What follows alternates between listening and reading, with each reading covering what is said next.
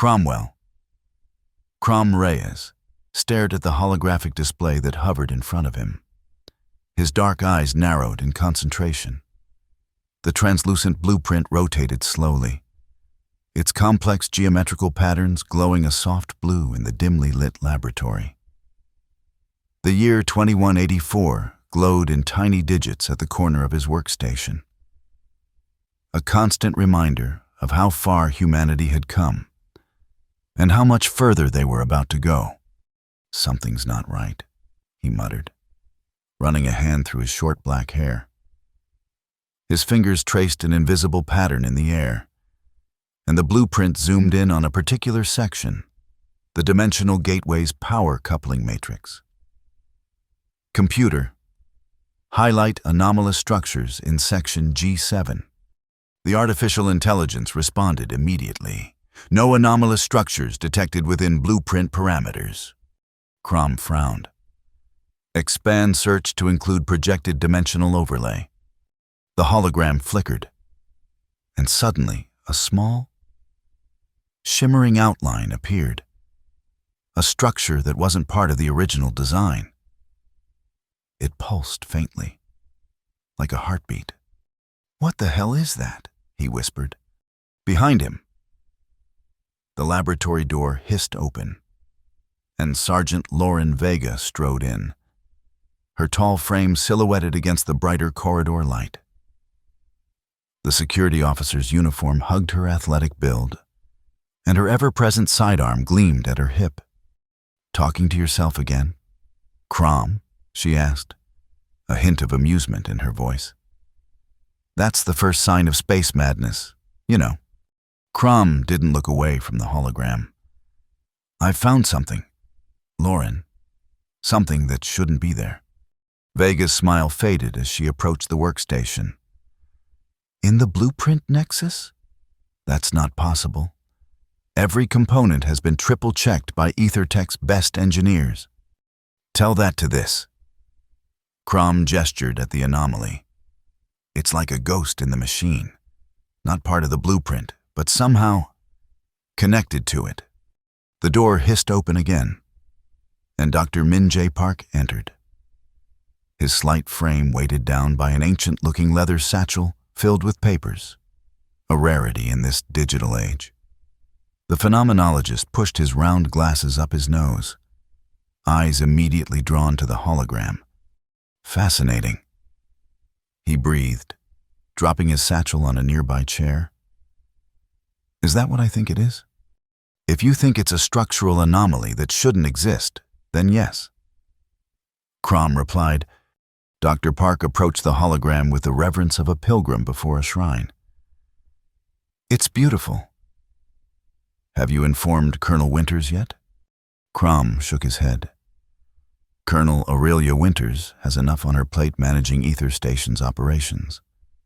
I wanted to understand what we're looking at first." Vega crossed her arms.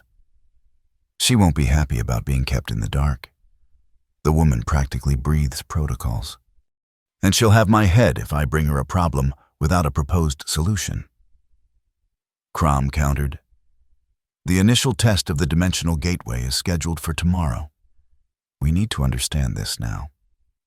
Dr. Park was circling the hologram, making small noises of appreciation. "It reminds me of theoretical structures proposed by the Hawking-Miura papers on interdimensional mathematics. A natural fold in space-time, perhaps. Something the gateway construction inadvertently aligned with." Crom zoomed out on the blueprint, revealing the full scale of EtherTech's most ambitious project, the Blueprint Nexus. The dimensional gateway stood nearly 30 meters tall in the vast chamber one level below them. A towering ring of exotic metals and crystalline conductors designed to punch a hole through the fabric of reality itself. It was meant to revolutionize space travel, creating shortcuts through the cosmos. But this anomaly suggested something else entirely. "We should run a diagnostic test," Crom decided. "Low power, just enough to map the anomaly's boundaries." Vega's hand moved instinctively to her weapon. Is that safe? Probably not, Dr. Park said cheerfully. But that's why we're here on Ether Station, orbiting the moon rather than on Earth, to do the unsafe things that advance humanity's understanding of the universe. Crom was already typing commands into his console. I'm only activating the preliminary alignment sequence. No actual dimensional breach. Just enough energy to... The hologram suddenly flared brilliantly, and a corresponding glow emanated from the chamber below, visible through the observation window. A deep, resonant hum filled the laboratory, rising in pitch until it bordered on painful. That's not supposed to happen. Crom shouted over the noise, his fingers flying across the controls. The gateway's drawing power independently.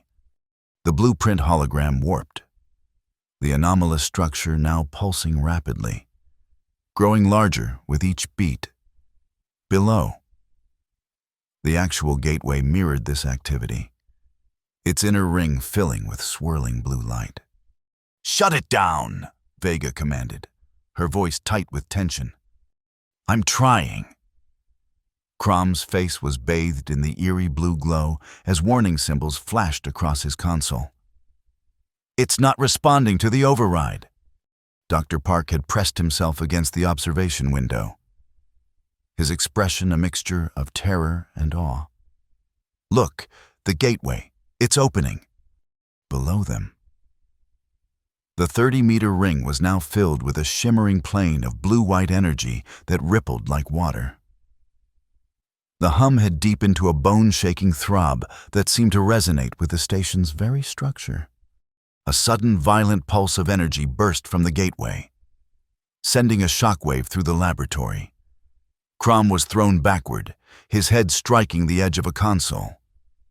Through dazed eyes, he watched in horror as a crucial component of the gateway, the quantum stability regulator, was torn from its housing and sucked into the swirling vortex.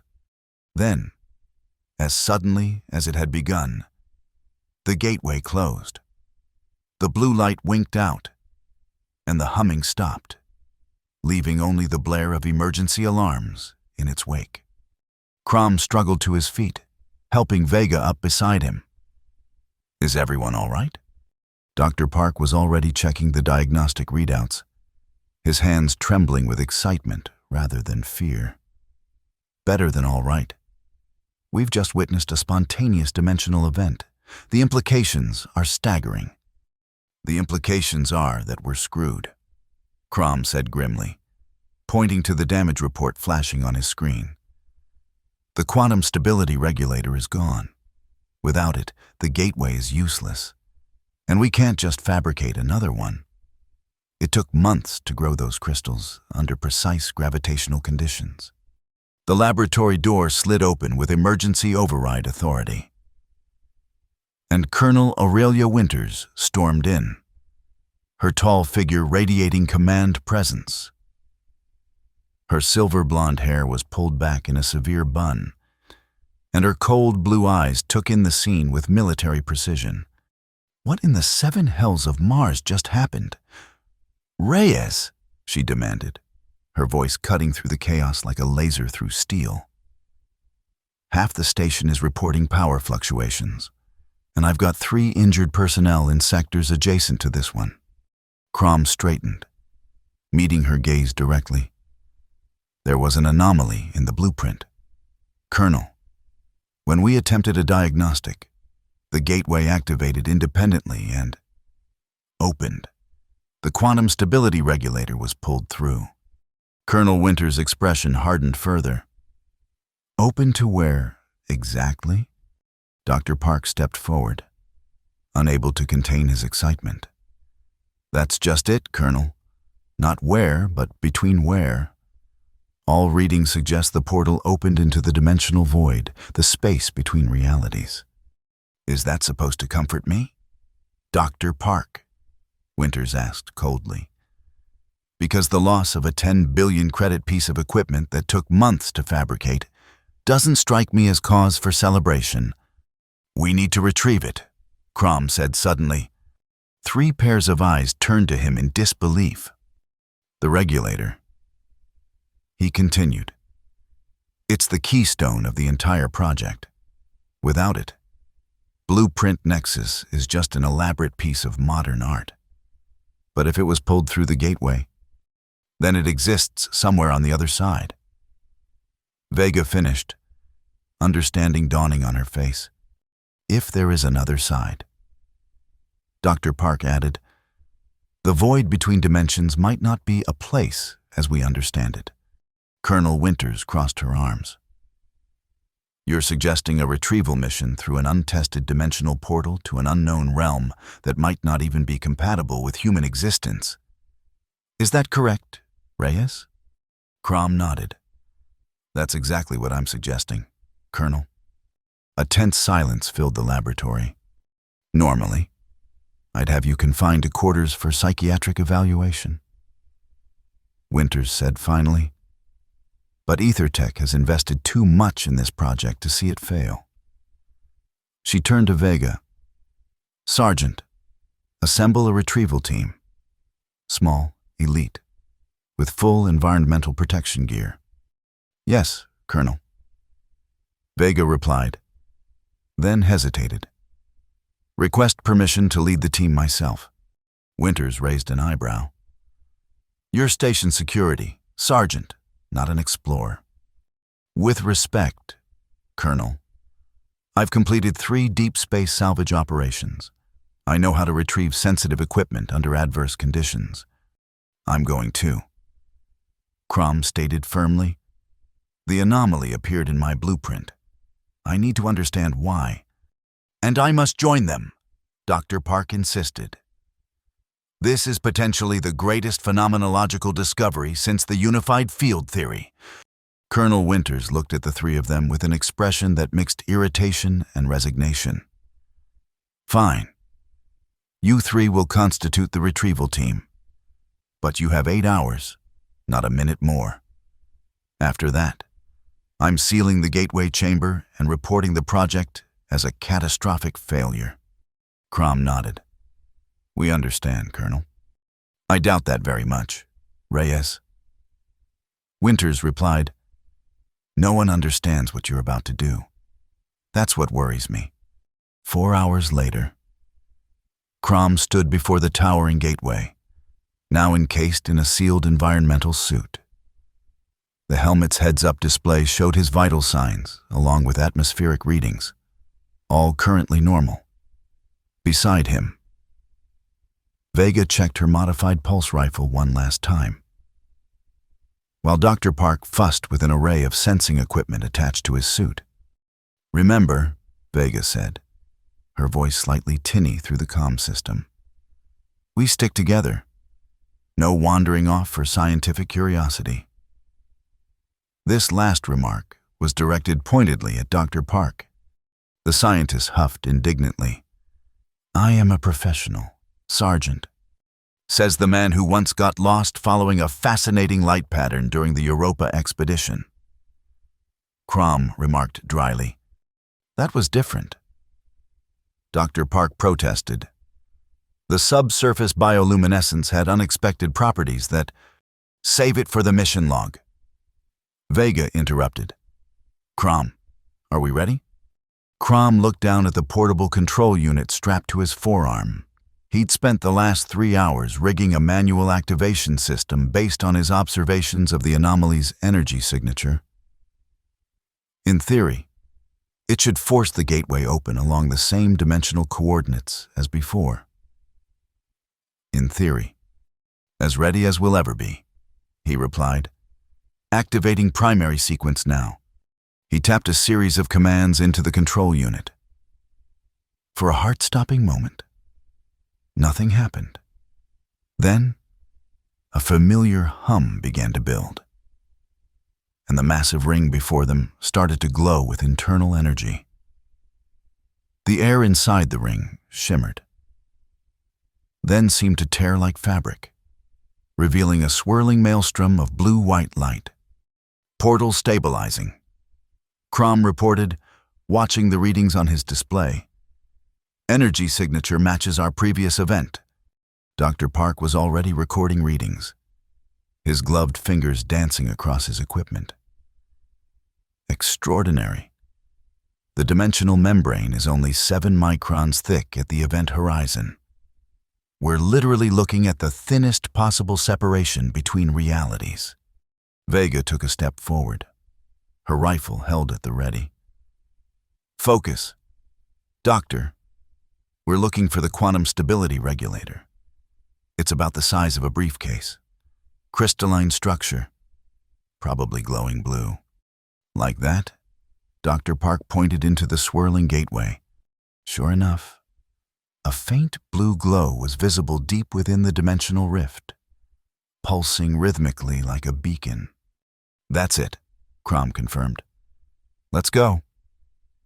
With Vega taking point, they stepped through the gateway. The sensation was indescribable, like being simultaneously compressed to the size of an atom and stretched across infinite space.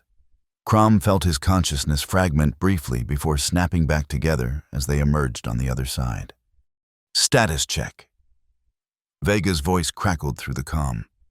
Functional, Crom responded, fighting a wave of nausea. Dr. Park? A retching sound came over the comm, followed by Dr. Park's weak voice. Present. Though I believe I've just contributed to science by being the first human to vomit between dimensions. Charming. Vega muttered. Everyone take a moment to orient, then survey our surroundings. As his vision cleared, Crom found himself standing in what appeared to be nothing and everything.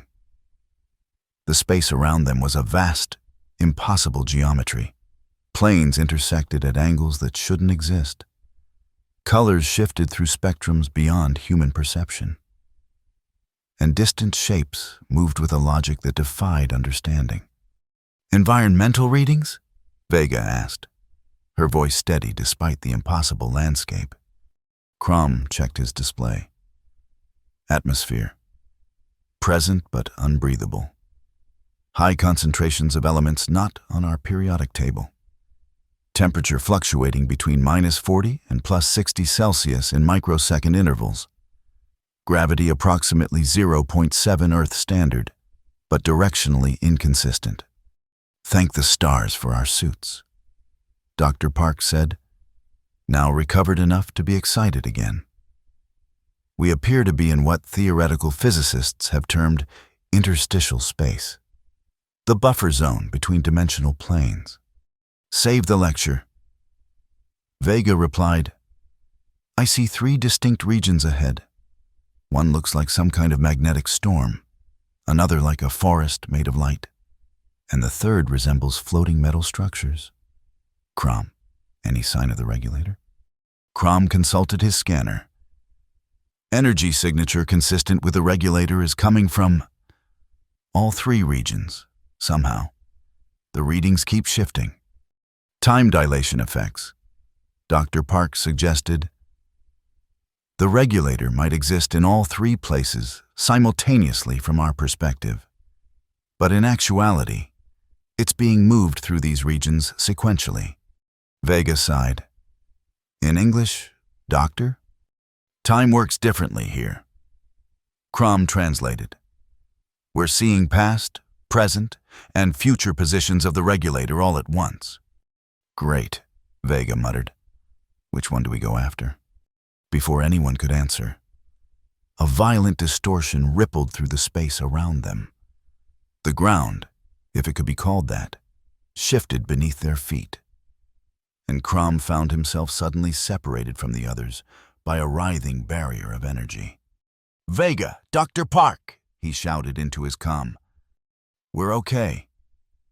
Vega's voice came back, distorted but understandable.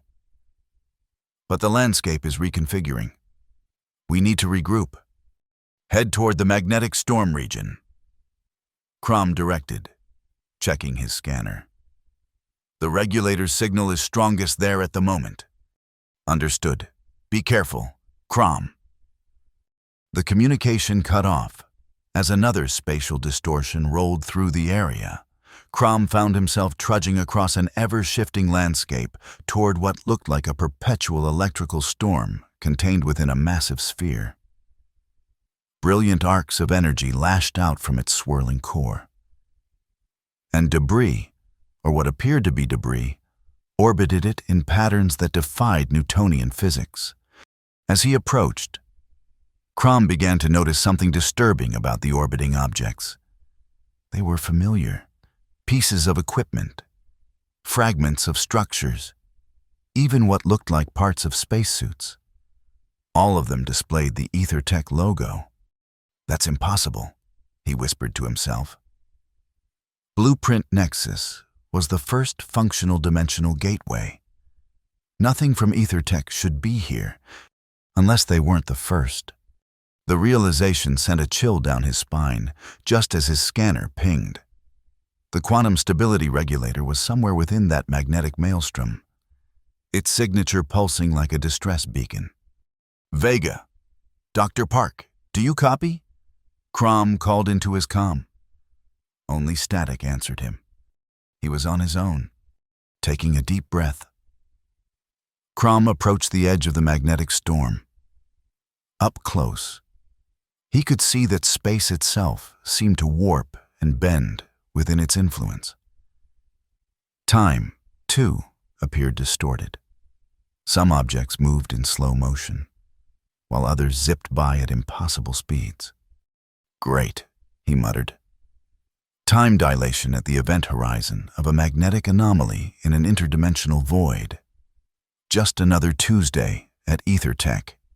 His suit's systems began to warn of increasing magnetic interference as he stepped into the storm's outer boundary. The heads-up display flickered, and he felt a strange tugging sensation, as if parts of his body were trying to move at different speeds. Compensating, he told himself, adjusting his suit's electromagnetic shielding.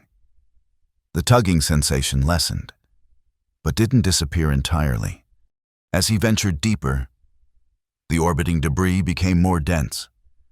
Crom had to duck and weave to avoid being struck by pieces of metal and composite materials that followed unpredictable paths. His scanner continued to point toward the center of the storm, where the blue glow of the regulator was now faintly visible. A sudden movement caught his eye. Something large was moving through the storm, its silhouette distorted by the magnetic fields. It appeared humanoid, but elongated, stretched like taffy in some places and compressed in others. "Hello," Crom called out, more from instinct than any expectation of response. The figure paused, turning toward him. Through the magnetic distortion, Crom could make out what appeared to be an environmental suit similar to his own, but older, more bulky. The faceplate was cracked, revealing nothing but darkness within. A voice crackled through his comm, distorted and temporally stretched. "Reese, is that you?" Crom felt his blood freeze in his veins. The voice was impossible, stretched across time, broken by static, but unmistakable. It was his own? Before he could respond, the figure moved again, accelerating suddenly as if caught in a temporal current. It shot toward the center of the storm, vanishing in a flash of blue light.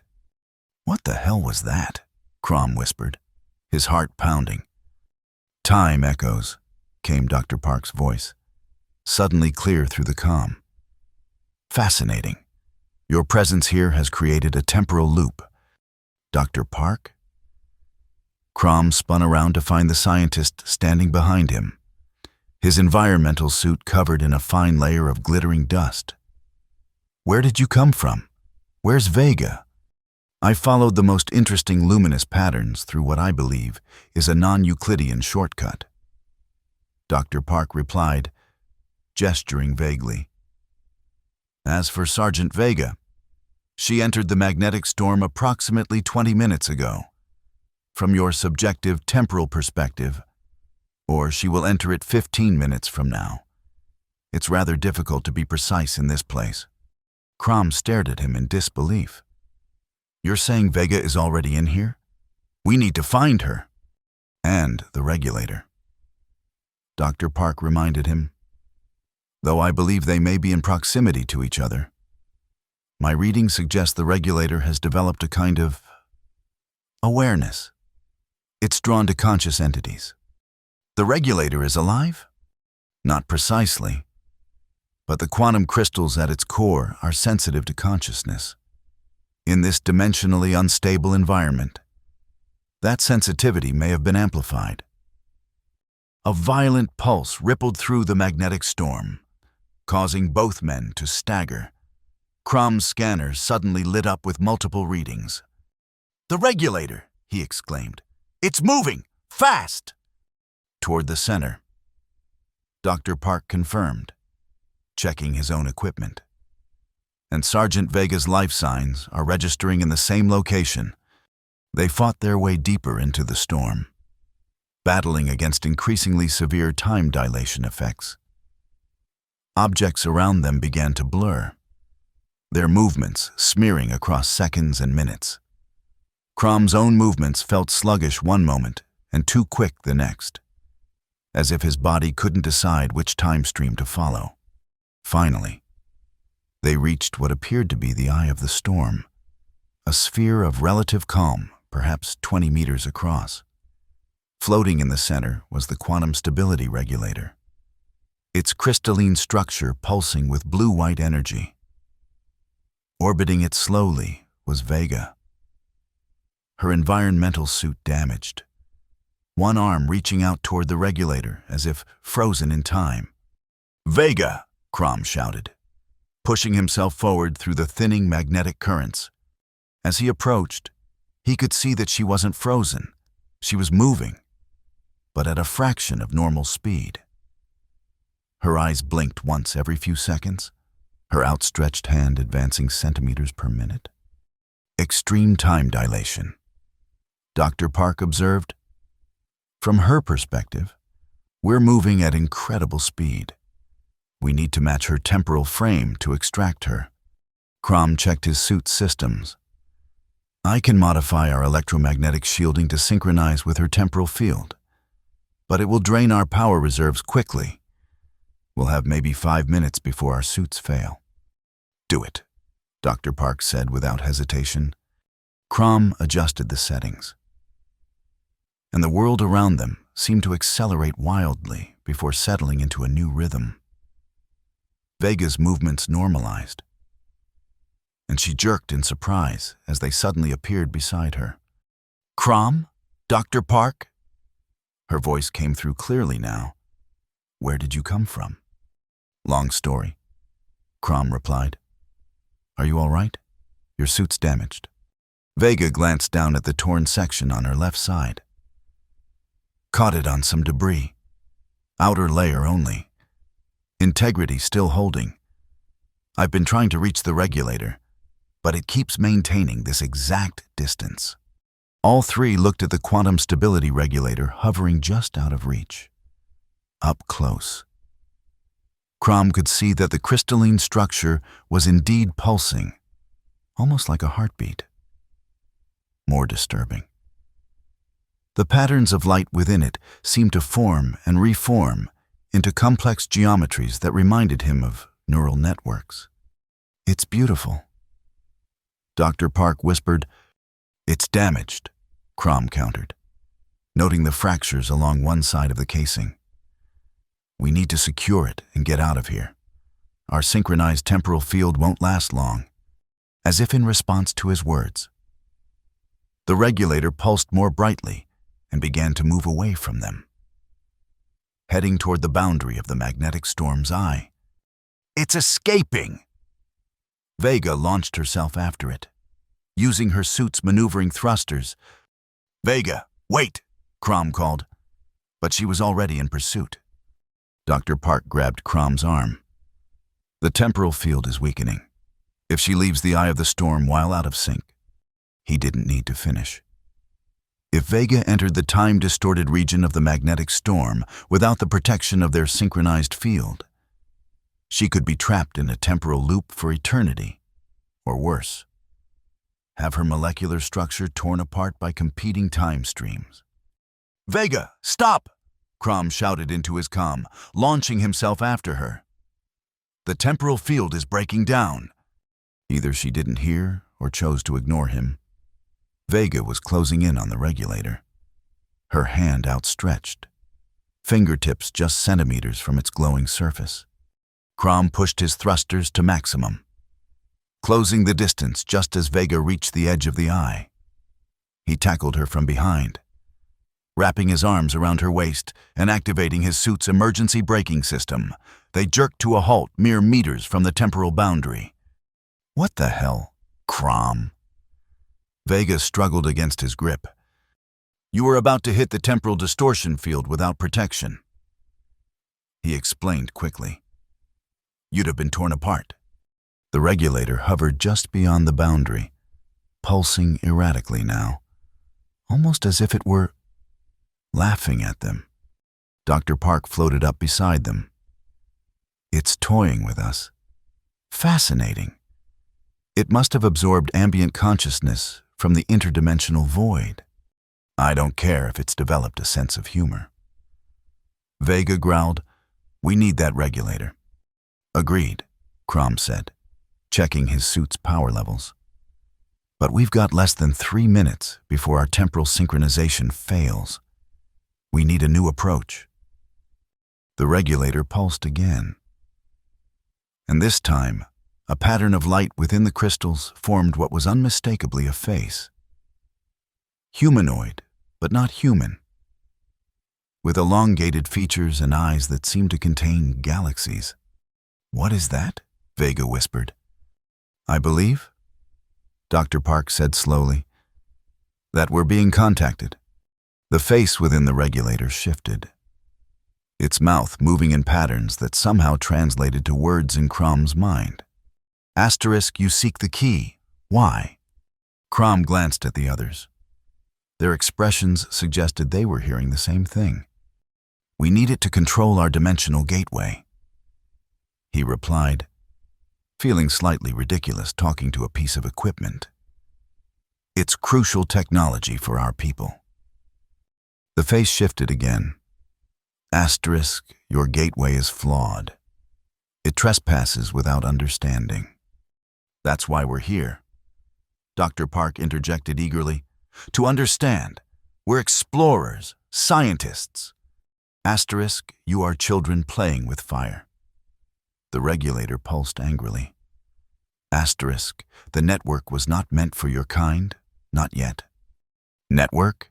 Crom repeated. "What network?" Instead of answering, the regulator's glow intensified, and suddenly the space around them seemed to tear open, revealing glimpses of other places or perhaps other dimensions. Crom caught flashes of alien landscapes, vast city-like structures floating in void, and beings of energy and matter intermingled in impossible ways. Asterisk, the ether core network spans all realities. Your blueprint nexus is but a crude copy of one node. Ether core? Dr. Park's voice was barely a whisper. The original name of EtherTech, before the corporate rebranding 50 years ago. The revelation hit Crom like a physical blow. "You're saying our technology is reverse engineered from this?" He gestured to the interdimensional glimpses still flickering around them. Asterisk, your predecessors found a fragment. They built upon it without comprehension. Dangerous. "Our suits," Vega interrupted urgently. "Power at critical levels." She was right. The temporal synchronization field was failing. And already the edges of the magnetic storm were beginning to blur as time dilation reasserted itself. "We need the regulator." Crom addressed the entity within the crystals. "Without it, our gateway is unstable. Dangerous, as you said." The face within the regulator seemed to consider this. Asterisk, a choice. Then, the key, or your companion. With a sudden pulse of energy, the regulator shot away from them, deeper into the magnetic storm. At the same moment, the temporal synchronization field around Vega collapsed. Her movements immediately began to slow as the extreme time dilation took hold of her. Vega! Crom lunged for her, but it was too late. She was already half caught in the distortion, her body partially in normal time, partially slowed to near stasis. Asterisk choose. Asterisk, the voice commanded.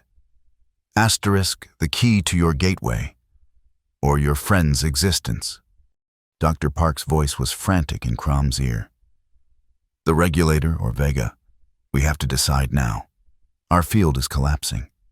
Crom looked at Vega, her face visible through her helmet visor. One eye blinking normally, the other slowed to imperceptibility. Her expression was one of dawning horror as she realized what was happening to her. Crom! Her voice came through the comm, already beginning to distort. Get the regulator. The choice crystallized in Crom's mind with perfect clarity. To hell with the regulator. He lunged forward, grabbing Vega's partially time-dilated form and activating his suit's remaining power reserves. The emergency temporal synchronization field expanded from his suit to encompass her, yanking her back into normal time flow with a jolt that sent them both tumbling through the eye of the storm. "What are you doing?" she gasped. "The mission isn't worth your life." Crom finished firmly. "Dr. Park, we're getting out of here." The scientist was staring at the regulator, now barely visible through the magnetic distortions. But the entity, the knowledge, we'll have to wait for another day, Crom said, grabbing his arm. Our suits have less than a minute of power left, with Vega now recovered enough to move on her own. The three of them pushed toward the edge of the magnetic storm, fighting against the increasing temporal distortions as their protection failed. Behind them, the regulator pulsed one final time, and Crom heard the entity's voice in his mind. Asterisk wise choice. Cromwell Reyes, perhaps your kind has potential after all. They burst from the magnetic storm back into the relative normality of the interdimensional void, just as their temporal fields collapsed completely. Their suits immediately began to warn of the environmental dangers. But at least here they weren't facing the extreme time dilation effects. Now what? Vega asked, her breathing heavy. We failed to retrieve the regulator. Crom checked his scanner. Maybe not. Look. A new reading had appeared, faint but distinct. A trail of energy leading away from the magnetic storm toward the second region Dr. Park had identified. The forest of light. The entity is guiding us, Dr. Park said, his voice filled with wonder. It's showing us an alternative, or leading us into a trap, Vega countered. Only one way to find out. Crom replied, already moving toward the shimmering forest in the distance. And we're running out of time. The forest of light was unlike anything Crom had ever seen or imagined. Towering columns of pure energy rose hundreds of meters into the void, branching and connecting to form structures reminiscent of trees. The foliage consisted of pulsing membranes of translucent light that shifted through colors beyond the normal spectrum. Within these membranes, images formed and dissolved. Some appeared to be memories, others dreams, or perhaps glimpses of other realities. It's responding to our thoughts. Dr. Park observed as they moved among the light trees. Look, that membrane is showing my childhood home in Seoul. Sure enough, within the glowing surface floated a perfect image of a modest apartment building. Cherry blossoms drifting past its windows. Don't get distracted, Vega warned, though her eyes lingered on a membrane showing what appeared to be a military graduation ceremony. We have less than 5 hours left before Colonel Winters seals the gateway. Crom consulted his scanner. The energy trail leads deeper into the forest. Stay close. These structures seem to be shifting positions.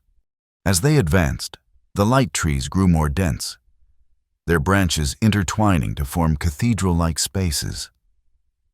The membranes multiplied, showing an increasing number of images pulled from their minds, moments of triumph and failure, joy and sorrow, love and loss.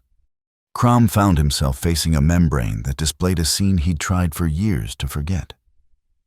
His younger sister in a hospital bed, her body ravaged by a failed experimental treatment that he, in his arrogance, had convinced her to try. His greatest failure, his deepest regret. Crom. Vega's voice snapped him back to the present. She stood beside him, her eyes understanding. The memories aren't real. They're just reflections. But they're true. He replied softly. Yes, she agreed. But they're the past. We need to focus on the now. A deep thrumming sound suddenly reverberated through the forest, causing the light trees to vibrate in harmony.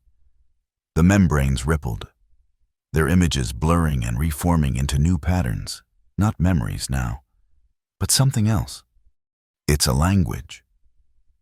Dr. Park exclaimed, his scientific curiosity overriding his emotional response to the memory images. The forest is communicating through visual patterns. The patterns across dozens of membranes synchronized, forming what appeared to be a map, a three-dimensional representation of the interdimensional void they were traversing. A pulsing dot marked their current location, and another. Brighter pulse indicated a position in the third region, the floating metal structures. The regulator, Crom said with certainty.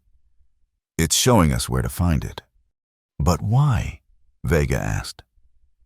The entity in the magnetic storm forced us to choose between the regulator and my life.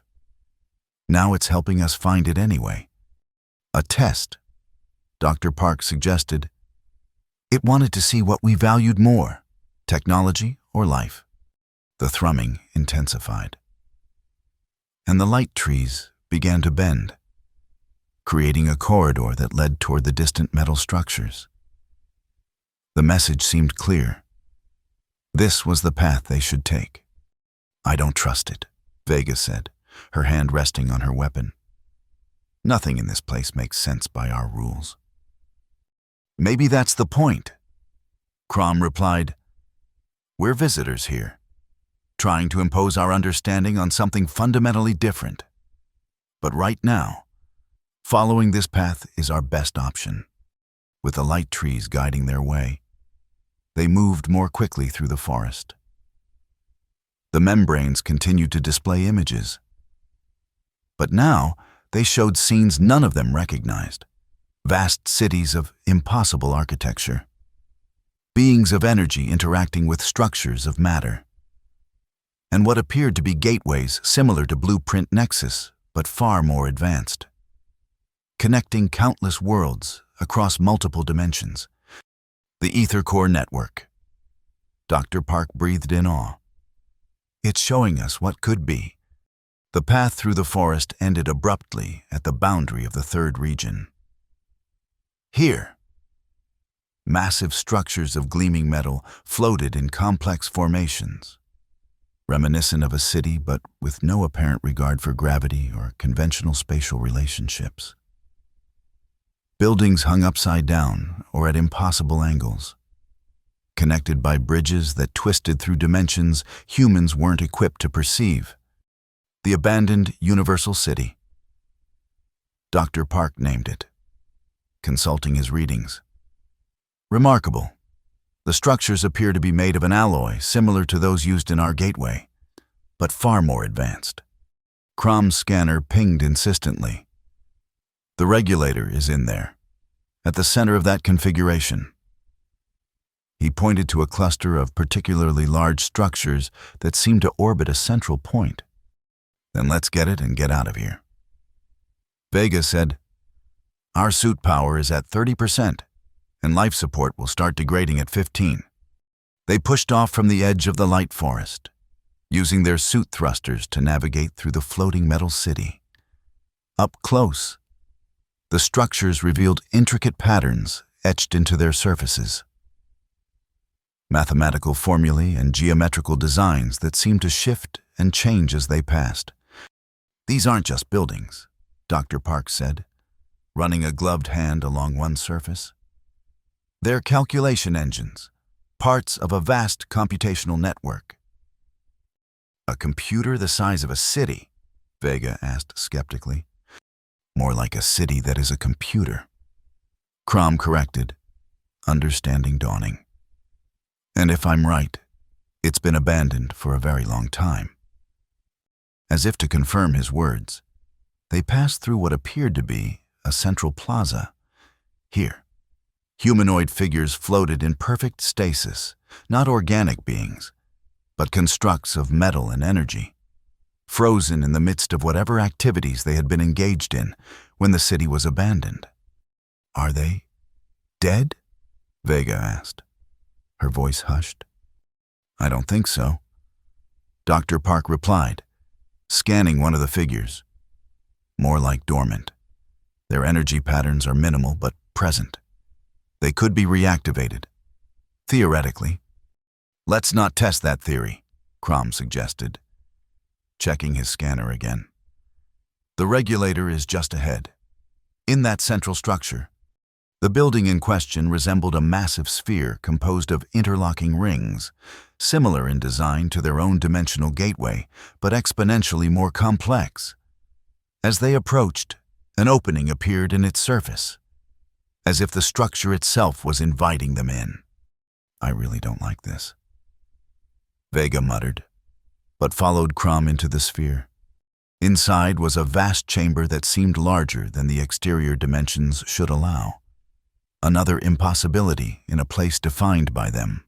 At the center floated the quantum stability regulator, now pulsing with a steady rhythm that filled the chamber with blue-white light.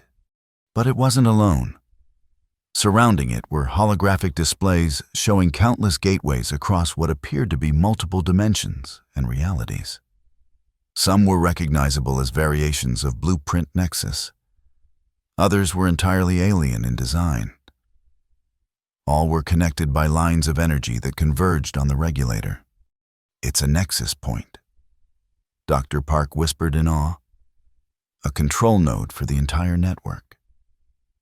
"Which explains why it was drawn to our gateway," Crom added.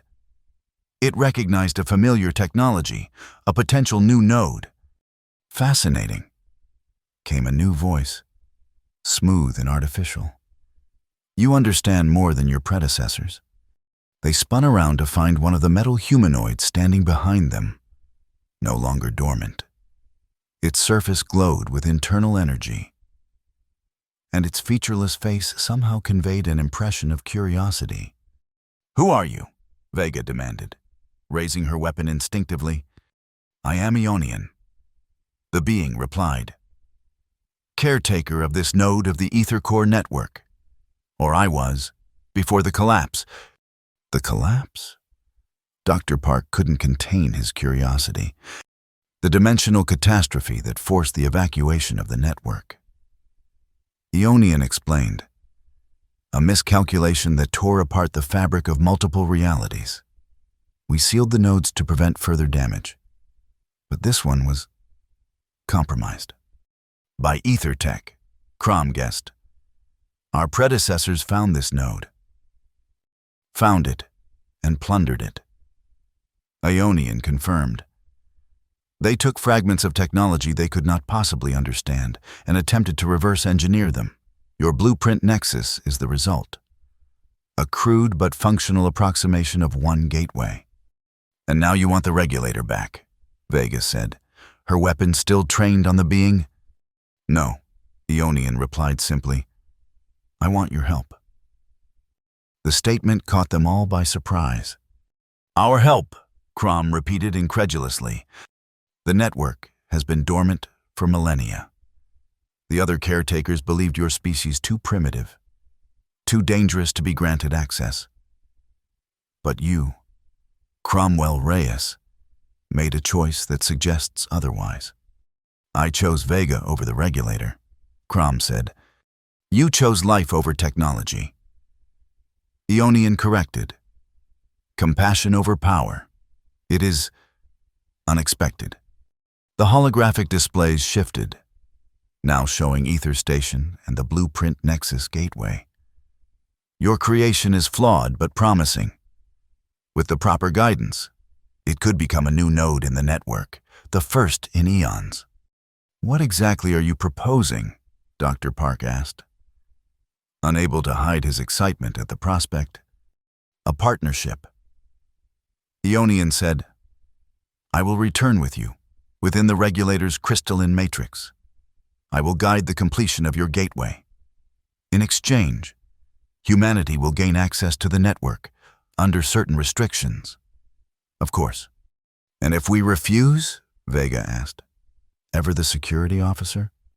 Then you take the regulator and leave. Your gateway will function as designed, a crude tool for local dimensional travel.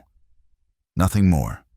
Crom looked at the regulator, then at the holographic displays showing the vast potential of the network. This isn't a decision we can make alone. We would need to consult with... A violent tremor suddenly shook the chamber, causing the holographic displays to flicker and distort. What was that? Vega demanded. The dimensional membrane is destabilizing. Eonian explained urgently. Your gateway is attempting to close. Without the regulator to maintain the connection, the passage will collapse. Dr. Park checked his equipment. He's right. The gateway's energy signature is fluctuating wildly. We have minutes at most before it seals completely. Then we need to go. Now. Crom moved toward the regulator. Eonian, we'll take your proposal back to our people. But we need to leave immediately. The artificial being seemed to consider this, then nodded. Acceptable.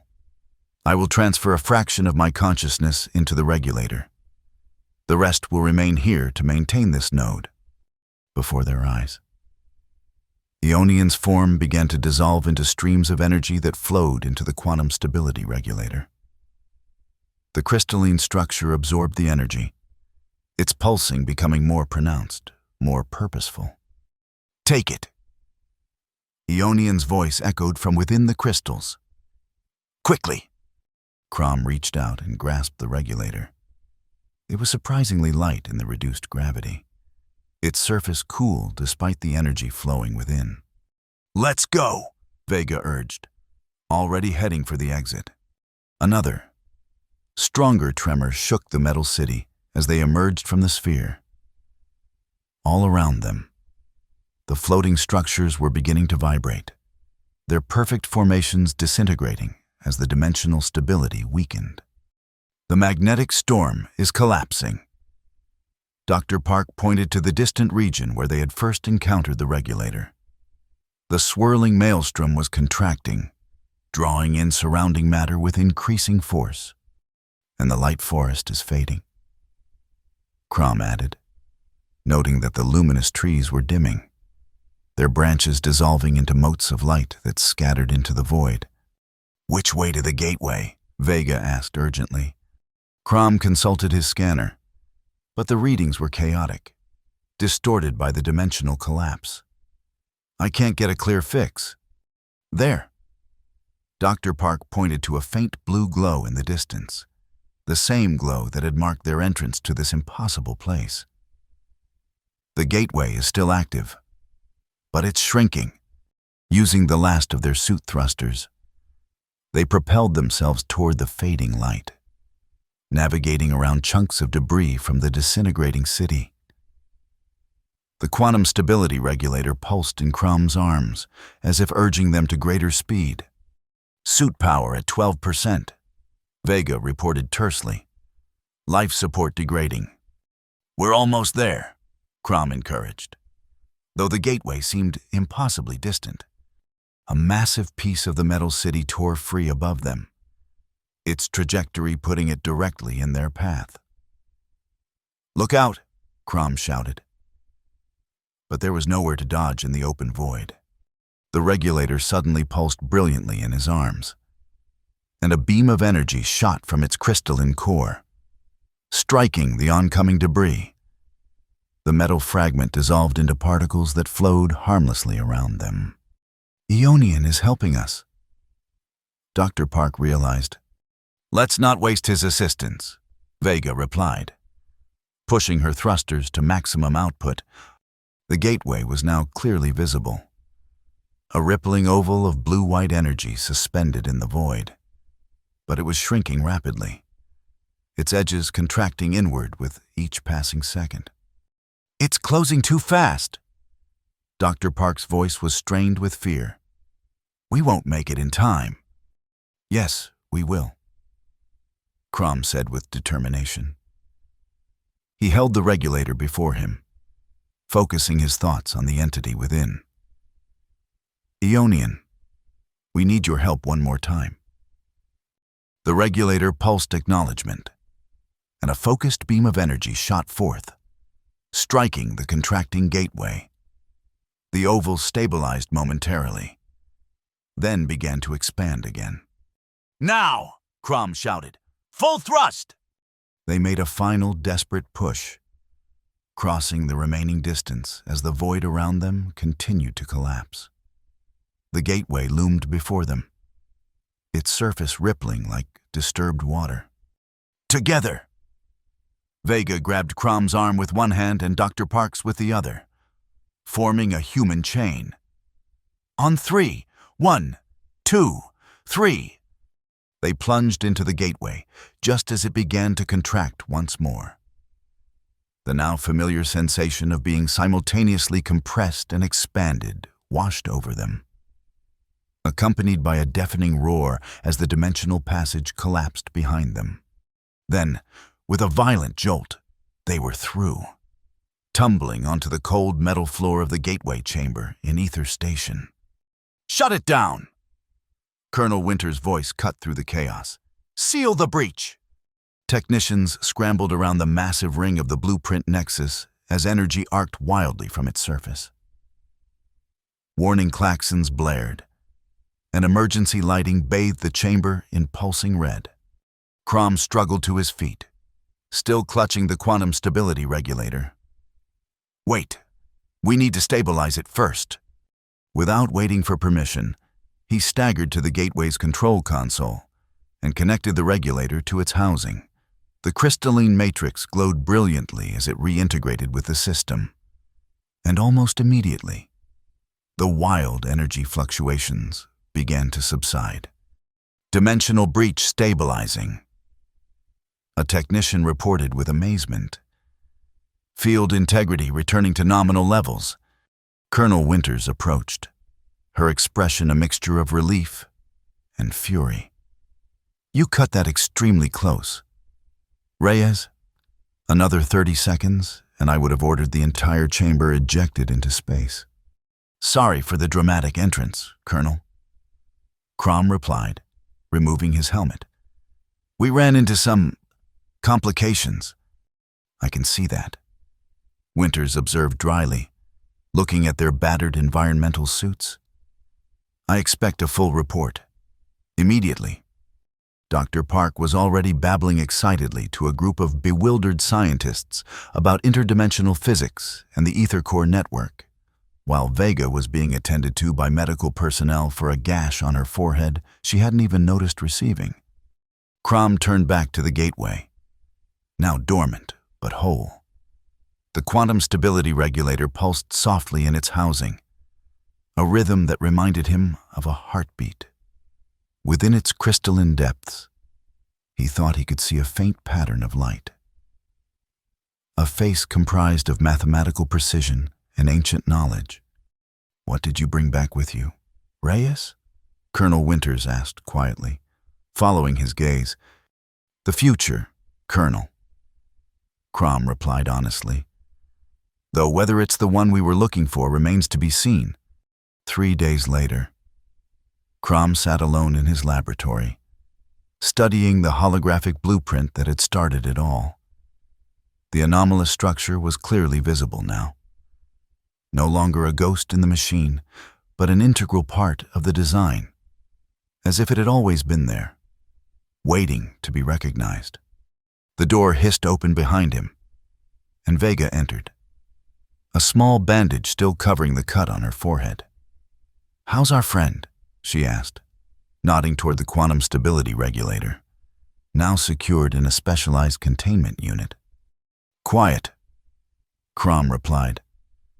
"Whatever portion of Aeonian transferred into the crystal matrix is dormant for now. Dr. Park thinks it's analyzing our technology, learning about us before making its next move." "That's not exactly comforting," Vega noted, leaning against his workstation. "No," Crom agreed. "But it's not necessarily threatening either. Aeonian could have left us trapped in that collapsing dimension. Instead, it helped us escape, after testing whether you'd sacrifice me for a piece of technology." Vega reminded him, "Not exactly a basis for trust." Crom smiled slightly. "Would you have preferred I chose differently?" "Hell no," she replied with a grin. "But I'm biased." The containment unit hummed softly as the regulator inside pulsed once, twice, then settled back into dormancy. "Colonel Winters has classified everything about our little interdimensional excursion," Vega said after a moment. "The official report states that the regulator was recovered from a localized spatial anomaly. Nothing more. Probably wise," Crom acknowledged. "The world isn't ready to know about the Ether Core network. I'm not sure we're ready. But we'll proceed anyway." Vega said knowingly, "Because that's what humans do. That's what explorers do." Crom corrected, "We venture into the unknown, hoping to find understanding. And sometimes we find things we didn't expect," she added, looking meaningfully at the regulator. The crystalline matrix pulsed again, more strongly this time. And for just a moment, Crom thought he saw patterns of light form into words across his workstation display. Asterisk, the gateway is just the beginning. Then it was gone, leaving him wondering if he'd imagined it. But deep down, he knew the truth. Whatever they had started with Blueprint Nexus, it was indeed just the beginning of a journey that would take humanity to places they had never dreamed possible, for better or worse. "Well," he said to Vega with a rueful smile, "that dimensional portal definitely wasn't on the blueprint." "No," she agreed. "But it is now.